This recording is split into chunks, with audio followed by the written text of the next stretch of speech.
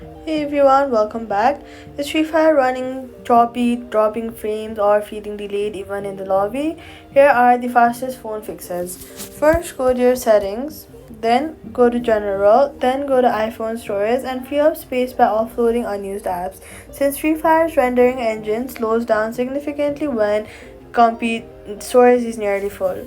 Next, close every other app in your recent app list and since Free Fire competes heavily with background apps for memory during matches. Next, go to your settings again, then scroll down to display and brightness, tap on it and then turn off low power mode if you have turned it on. Then, since it throttles graphic performance and directly causes low FPS from inside, Free Fire's own graphics settings lower the resolution and frame rate options if your device is mid-range or older, since running graphics higher than your device can handle is one of the most common causes of choppy gameplay. Finally, restart your phone completely to clear temporary memory buildup, which is the most effective fix for persistent stuttering. And that's it. Subscribe. So all you gotta do is free your storage, close background apps, turn off low power mode, lower graphics settings, and restart. Free Fire runs smoother, and that's it. Subscribe.